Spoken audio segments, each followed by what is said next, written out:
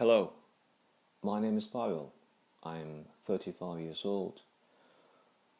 Now I want to tell you a story, a real story that happened to me.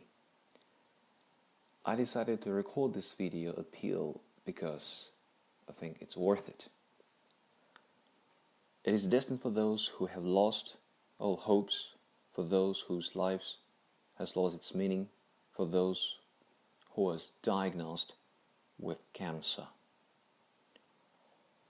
All you will hear next is not propaganda or advertising for any medicine.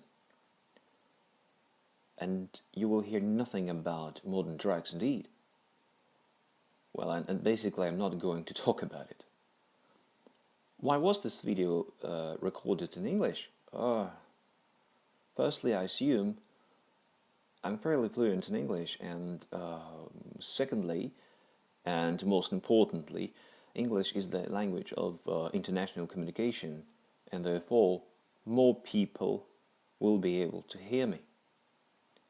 And I'm sorry for my broken English anyway. It should be taken into consideration because this is not my mother tongue.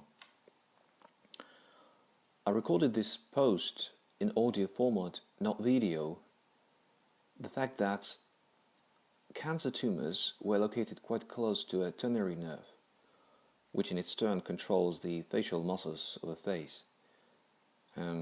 Before B cancer, metastasis managed to get to the nerve and slightly damage it. So now, the right side of my face, especially its lower part, is paralyzed. So trust me, it doesn't look very ethical, and my half-paralyzed face won't bring you great pleasure to watch. Yeah, now I visit chiropractor and my face is slowly recovering, but if to talk about complete recovery, I'm still far away from it. Now, yeah, things are much better, but still it brings me some inconveniences.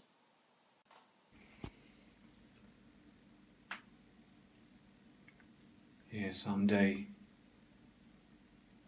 I hope I will get my face back.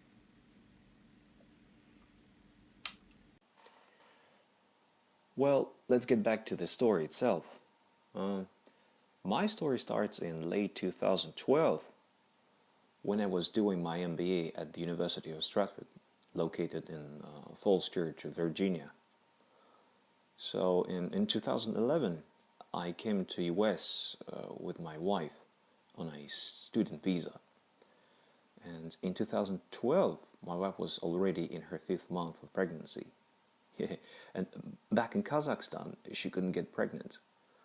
So, at the moment of intimacy, we didn't try to avoid pregnancy. And then it came as a complete surprise. Well, I really don't know what triggered pregnancy. It could be different environments, food, water. I don't know for sure. Then later I decided my wife had to come back to Kazakhstan. So as to me, well, I had to stay in the US and finish the school. And at about this time, I noticed that there is something like a small bump on my right side of the neck. Well, I didn't pay special attention to it. In fact, at that time I believe it could be something like a subcutaneous lump or an inflamed lymphatic node. Well, probably as the result of cold, things like that are very common. But a month later, I found another lump, but this time closer to the ear. And that first bump had grown bigger. And the stranger thing was that these two bumps were very solid. They're very solid, and they were almost stony. Of course, I started Googling these symptoms, so I learned that these symptoms may indicate the development of cancer process in the lymphatic system. Then I read that this type of cancer is very difficult to treat. The proliferation of metastasis comes with a tremendous speed, as everything happens in the lymphatic system. And cancer cells are free to spread throughout the body. This information just shocked me. Then I decided to make an appointment with an oncologist at a local diagnostic center. The fee for the appointment was madly high, but there is nothing I could do. Absolutely, there is nothing I can do about it. I didn't have health insurance, and it cost me a fortune. Well, after the tactile examination, I asked the doctor to be frank with me. If he suspects malignant tumor, he has to say so. Well, after the examination, he told me that the situation was probably pretty bad. He said that the consistency of the tumors is rocky, and this was not a good sign. And he also added that I should do a biopsy to know the nature of the cancer cells. Well, I don't remember coming home that time. I was overwhelmed. I could not start the treatment. I couldn't even pass biopsy. I just didn't have enough money for this type of examination. I was depressed. All I wanted to achieve here in the US, everything collapsed. You know, I was a very good student though. I earned good GPA. And moreover, I wanted to apply for OPT as I had already found a company which wanted to see me as a temporary employee. I knew that I had to start treatment, but how am I supposed to tell my wife? She was pregnant. She's madly sentimental and vulnerable person. I knew she just can't stand it. I was sure if I told her the truth, the pregnancy would result in an unexpected miscarriage. Okay, I've lived for 30 years. I've seen life.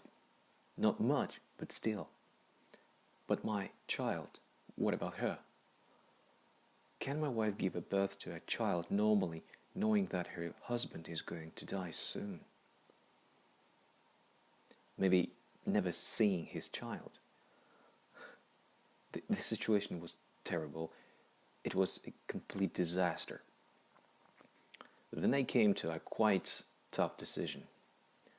I decided, for the sake of my unborn child and my wife, I wouldn't say a word. My child must be born whatever it takes. At that time my wife was in Kazakhstan and we communicated via Skype.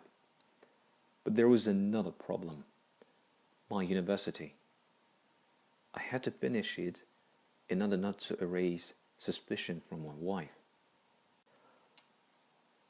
Just imagine, I had to live normal life knowing that there is something devouring me from inside, and nevertheless I had to stay inactive. Heavy thoughts were crossing my mind that time. I had to finish university in order to die.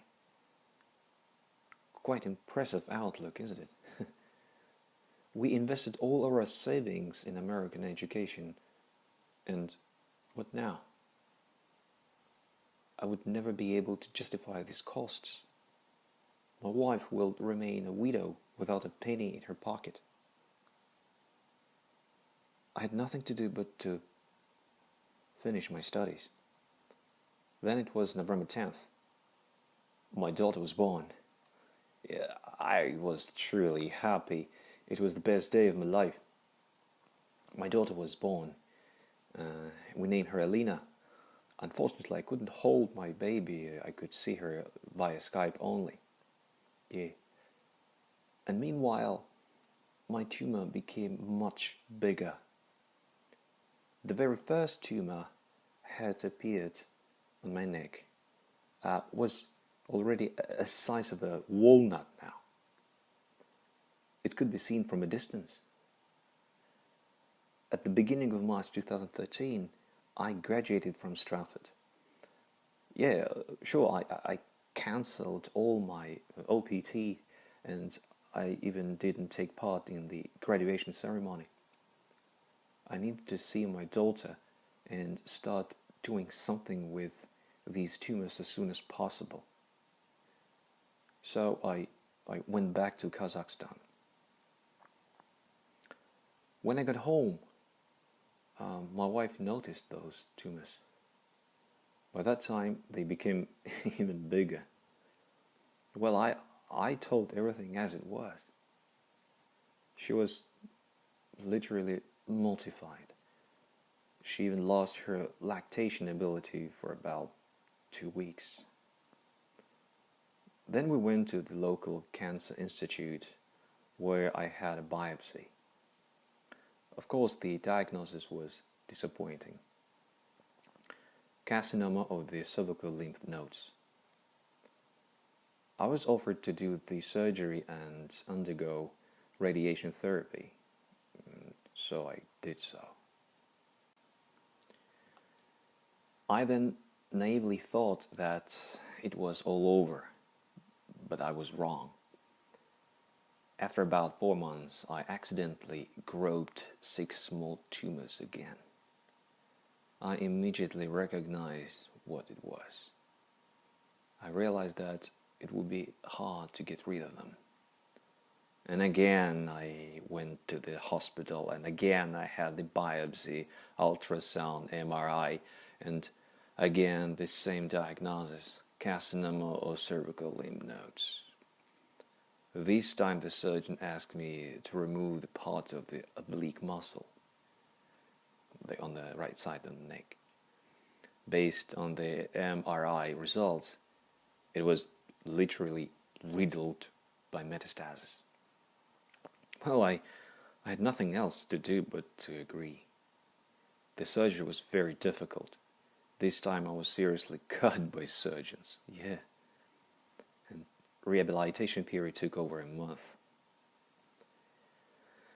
In the beginning of March 2016, I began to notice that when brushing my teeth, I had some problems to hold water in my mouth when rinsing. Then I started to feel the dryness in my right eye. In the mirror, I saw that my right eyelid closes only the half of the eye when winking. Then I began to feel strange burning sensation around the right ear. And after about a few days, right side of my face was completely paralyzed. Since then, I had trouble when eating. When chewing, for example, food fell out of my mouth. I started having problems with speech. My right eye, especially my right eyelid, had to be forced to be closed. When I had to cover my right eye with adhesive tape and to avoid drying. Yeah, just for a couple of weeks. The situation was terrible. We had to do something. My wife and I decided to go to Astana to undergo examination at the National Cancer Center. Because only there was a positron emission computer tomography, which allows to distinguish malignant tumors with a high degree of accuracy. So I undergone the examination. A couple of days later, I came to the center. I remember I was sitting in a waiting room. Then a nurse came up, asking me to see their staff psychiatrist. Then I realized that my things are seriously bad.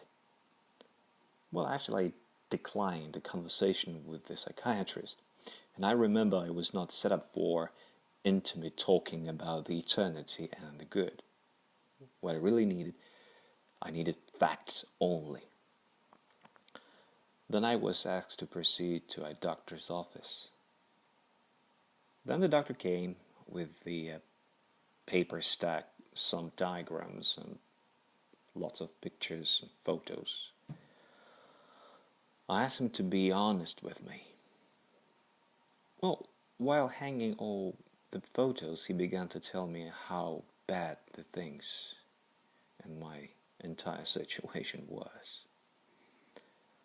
With his words, I learned that I have 12 knots affected.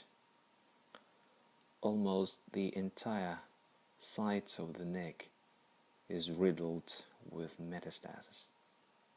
Moreover, worst of all, one of the tumor, about 2 centimeters in diameter, fused with carotid artery. As I was explained, the surgery was not possible, as there was a risk of damaging the artery and death from blood loss. Well, in short, I became inoperable. Then I asked him how much time I had and the way it would develop. And I was said that eventually the tumor would grow inside the artery, with slow clamping the bloodstream. I would experience dizziness and severe headaches and probably sight loss. Then the inevitable will happen, a stroke, which ultimately will kill me. Yeah. The doctor gave me from 1 up to 2 months. The best doctors could do for me was to put me on symptomatic treatment. Well, in other words, I was prescribed with a bunch of strong painkillers. That was all.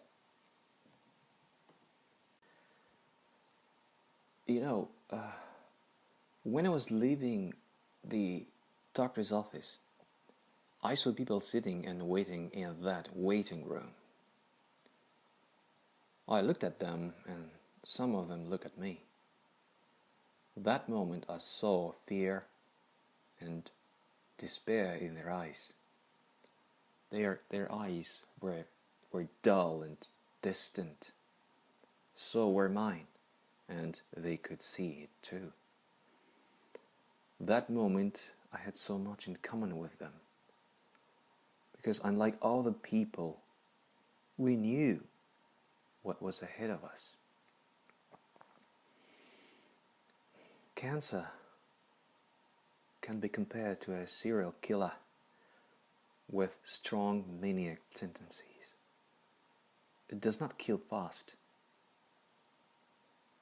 It kills slowly, forcing its victim to suffer considerably, both physically and mentally. A day later, we left for Almaty. And I remember those days my wife cried every night. The best I could do is to spend as much time as possible with my family, because my days were counted. And one night, I woke up from a push, as if something pushed me hard. And before falling asleep again, I realized that I had a strange thought spinning in my head, which was keeping me away from falling asleep. The thought itself was like, who said that I would die soon? Who decided that I have to die from cancer? Who was it? Doctors? So, what about me? I was not ready to die. And to say more, I wasn't afraid of death. That moment, the fear of death gone. That was a quite relief. That moment I was full of hope and surprisingly full of joy. On a subconscious level, I knew it wasn't my time. There is something out there. Not yet. I will fight. In that moment, I decided to be a warrior, but not a victim. Well, subsequently, this decision and this mindset actually saved my life. Then I jumped out from the bed and started walking across the apartment back and forth and back and forth. I had no idea, but I was full of energy. And my wife woke up too. She was scared, watching me walking. And meanwhile, I continued my walking back and forth, saying something like, "Wake up, wake up, wake up." Then I stopped, came up to my wife, and said, I remember it clearly. I said, "I will not die. Not now.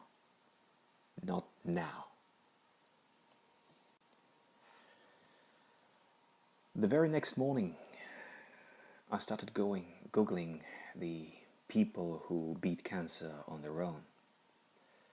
I had been browsing for hours looking for information about those individuals who made cancer treatable. Back then, I could hardly sleep. It was about 2 or 3 hours maximum. So the rest of the time was dedicated to seeking for the information. And I found information about cancer treatment with baking soda. One Italian surgeon practiced the soda treatment, and consequently he lost his license, and then he eventually was imprisoned. Then I found a video of a Russian truck driver. He cured his pancreatic cancer with vegetarianism and baking soda. Then I found an American fruit eater. He cured his stomach cancer by eating fruits only. I found information about apricot bones and the role of amygdalin in killing cancer cells. I found a couple of people who got rid of cancer using fresh juices in large quantity. And believe me, many, many other things like that. Then it was time to act. However, whose advice to follow? Should I take after those who drink baking soda or those who used apricot seeds? Maybe switch to strict vegetarianism and start drinking natural juices? Those squeezed juices? I didn't know, and I still don't know what worked best. Back then, I decided to take a holistic approach. I decided to combine all the approaches of treatment in one program, since I had no idea what worked best. Some of you may say that it was stupid of me to start drinking baking soda, eating apricot seeds, and stuff like that. But again, did I have an option? The same I heard from my wife. Things like baking soda can destroy my kidneys, my intestines, stomach. I also read about cyanide in apricot seeds. Yes, they do have it. But again, I was dying. You know, it is impossible to kill a person who is already dead. When the treatment plan was ready, the next day I bought a big juicer. Every day I drank up to 3 liters of fresh juice. Most often it was apple juice, carrot one, a little of red beetroot juice, which it tastes terrible, yeah, and orange juice. That was okay. I immediately ceased eating meat, sugar, milk, and milk-based products. Protein from meat was replaced with nuts and lentil soups.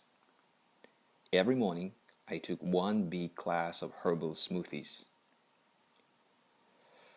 had daily intake of 5 or 7 apricot. I ate them, crushed its bones, and ate the seeds.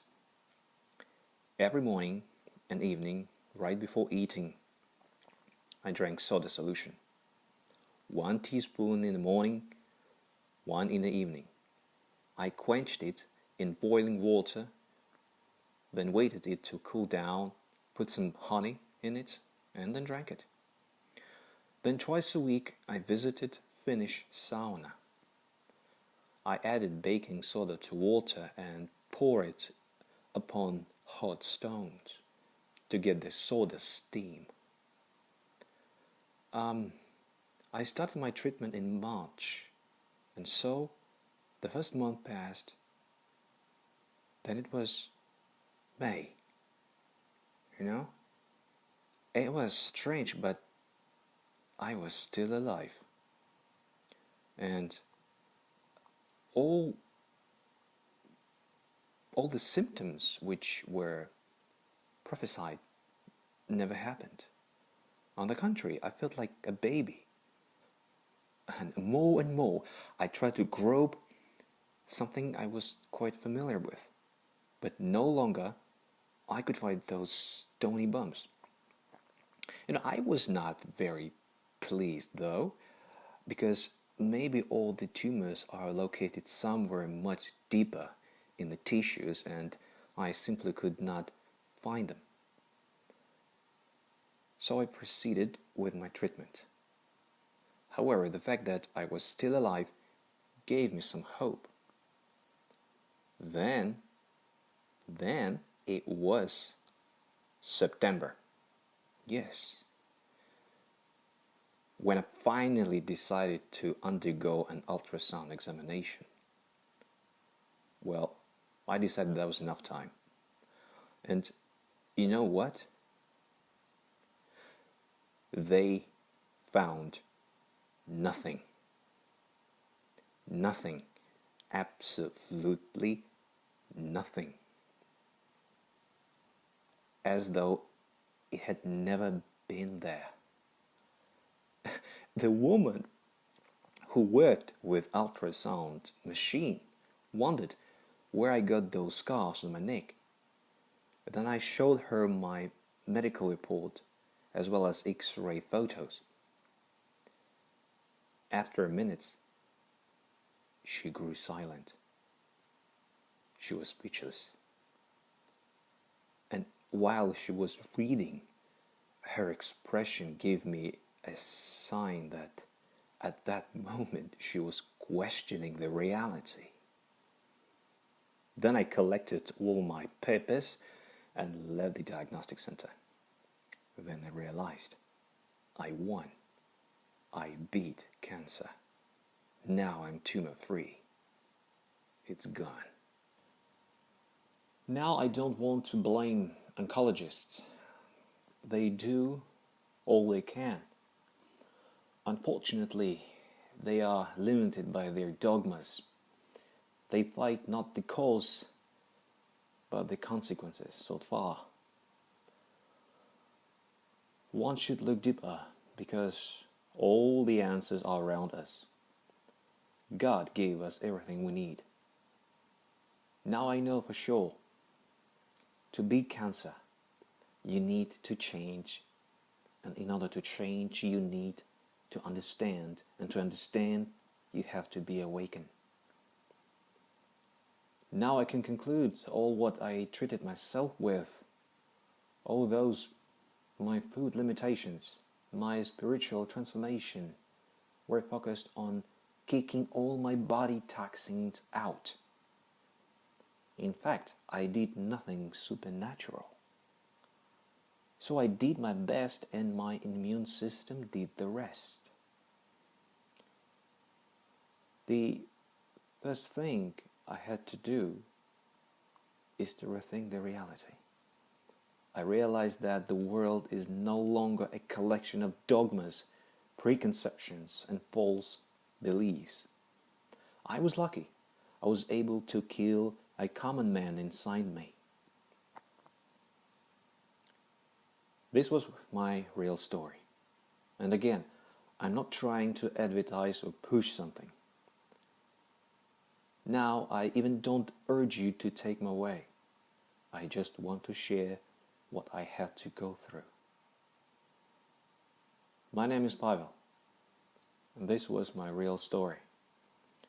If someone has something to add, to write,